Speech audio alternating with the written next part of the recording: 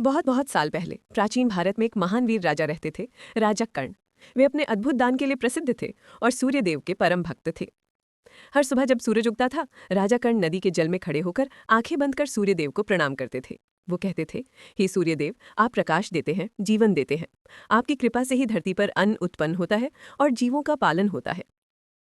राजा कर्ण ने एक प्रतिज्ञा ली थी कि जिस दिन वे सूर्यदेव की आराधना नहीं करेंगे, उस दिन वे भोजन नहीं करेंगे। दिन बीतते गए, वर्ष गुजरते गए। राजा कर्ण की ये भक्ति देखकर सूर्यदेव स्वयं प्रसन्न हुए। एक सुबह जब सूर्य की सुनहरी किरणें नदी के जल पर पड़ीं, उन किरणों से धीरे धीरे सूर्यदेव स्वयं प्रकट हुए। सूर्यदेव मुस्कुराते हुए बोले, हे कर्ण, तुम्हारी भक्ति ने मुझे गहराई से प्रभावित किया है। तुमने मनुष्यों के बीच भक्ति और दान का उदाहरण स्थापित किया है।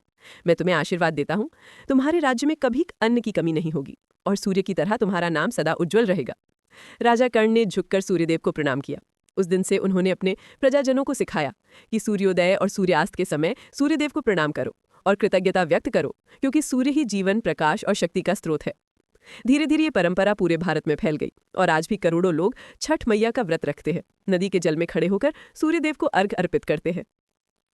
भोर की उस सुनहरी रोशनी में जब लोग सूर्य को प्रणाम करते हैं तो याद दिलाते हैं कि जीवन कितना भी कठिन क्यों ना हो, प्रकाश हमेशा लौट कर आता है। यही है छठ पूजा का सच्चा संदेश, भक्ति, कृतज्ञता और प्रकृति से एकत्व का पर्व। इस छठ पूजा पर सूर्य की रोशनी से जीवन हो आलोकित,